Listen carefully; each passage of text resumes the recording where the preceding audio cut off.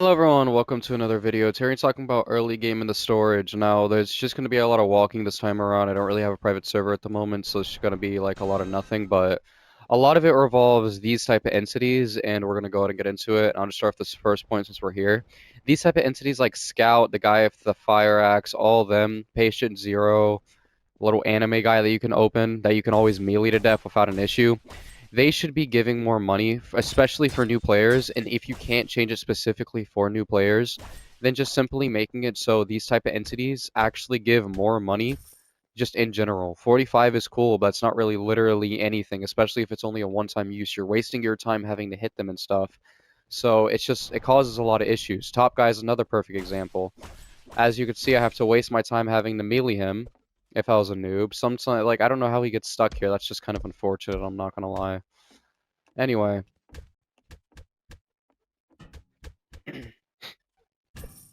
this just isn't rewarding, like, at all. They should buff the amount of money that each of these entities give. I understand that some of them give things like the baseball bat, but just in general, they don't give enough money for noobs because especially the biggest issue of, well, let's say I go in here and I collect a lot of loot. Oh, there's a scripter. Well, that's beautiful. Let's say I go in here and I collect a lot of loot. I'm not going to be able to because of the scripter, but you get the point. It's just, unfortunately, if there's somebody killing noobs and stuff, they'll just lose everything before they're even able to sell it. And a lot of them don't know at the end of the map that there's sell stations, so even when they find them, it might still be too late by then. Entities like the gorilla and type of stuff need to be less common for noobs, especially level 1 through 10, because it just makes gameplay extremely hard for noobs. Like, what am I supposed to do against this? If I had no armor, with a knife, I'm still struggling really bad.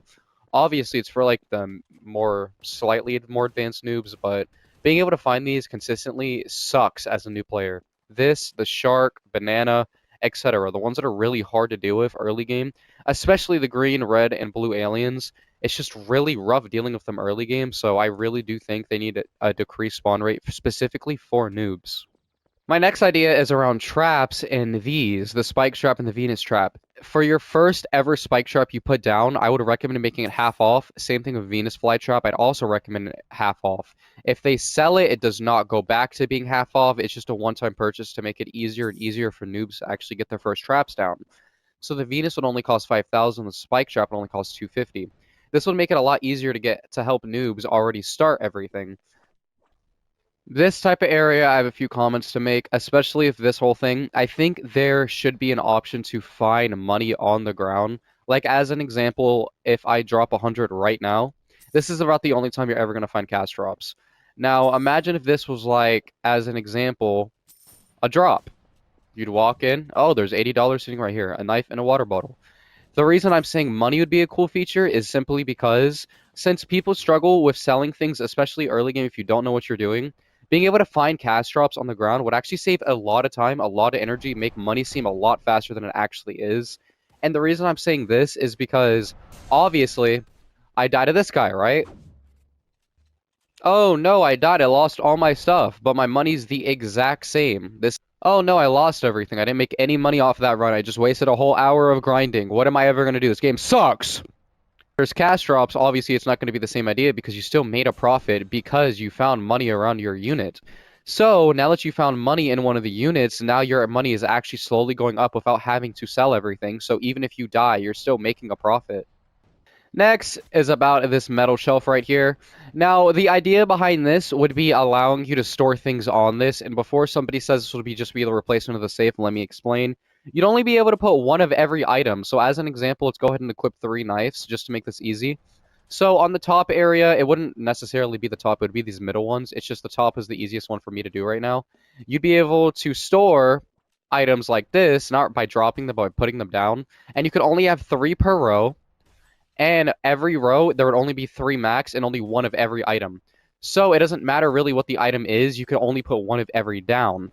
Obviously, ammo and stuff you might not want to put down, but obviously noobs wouldn't really know it as much. So let's say I had 3 superhuman blessings I wanted to store, I just got from grinding. Well, store, and then I'll store this one, and then I'll store this one, and then on the second row, do that. Third row, there you go. It's just honestly a really good idea for allowing storage and also allow people to show off their items. It's good for new players and OG players because it allows them to show off what they have and some of the cooler stuff they have. If you have a bunch of pumpkin keys, you could show them off. I can't see a single reason this idea wouldn't be good. It's a cheaper way of getting a mini safe. It's only 80. So for noobs, this would be perfect. And then once they're getting in a mid game to late game, they could go ahead and afford the safe, put it at down for 10K, and then from there start playing the game like everyone else has, where they just slowly get their money up, buy more slots, etc. This would just be the cheaper version of a safe to only put down 6 items at a time per one. Next is about PvPing. Obviously, I can't really show this off right now unless I create a whole nother account, but basically the whole idea behind this is going to be a little bit complicated to explain, so let me try to get in detail, and I hope you guys understand it from the way I describe it. So the way this would work is for PvP, obviously there's a PvP shield already in the game. Unfortunately, it's way, way too short.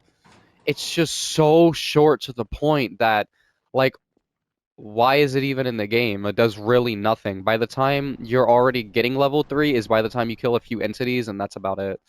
PvP shield should last all the way to around level 10. Wow, that guy just got killed like that, huh? Anyway, it should last all the way to either level 10 or level 20 to 25, things like that, just a much higher number. All the people to do this, and increasing the shield duration just allows noobs to enjoy the game more, and just allows every single noob to just enjoy the game more before things run out. I thought that was easy for a second, but I guess it was just Easy's friend. Anyway, the shield duration, there's one more idea that Fox also had. Fox also came up with a lot of these ideas, so shout out to Fox. But anyway, there's a lot of other ideas he had, but one of the ones I really did agree with and thought was really cool also is allowing you to toggle PvP on and off only once. Now, toggle PvP was already a thing before. I'm pretty sure all of us are aware of this. Unfortunately, it didn't really go well. So the idea behind this is a few things. And to start off with, this should be the most obvious one, is only being able to toggle it once or twice. Now, the way this would work is after your level, like let's say it's 20 from the example used for the PvP shield earlier, after it ends, you still have it on permanently until you want to turn it off. Once it's turned off, then you're just like a normal storage player. The 20 example, it could be tweaked with to make it like after level 10 you have the option to turn it off. So if you still want the OG shield duration, you could still have it and then just turn it off whenever. But anyway, if you aren't a big fan of PvP, you get into PvP, you don't like it, you're like, wow, I really don't like PvP. What can I do? Well, you could actually turn it back off only once. A singular time. Once it's off, you're going to get a warning that if you turn it back on, you cannot turn it back off. And if they agree, you're just like a normal storage player, and officially welcome to the storage PvP. If you don't, and you just like the farming aspect and that type of part of the game, then you could just keep it off, and there you go. If you feel like it's too OP, all you have to do is just simply nerf it so it can only last until level like 50 or something like that. Basically double the shield. I think this is just such a good idea overall. I literally can't see how this could possibly go wrong.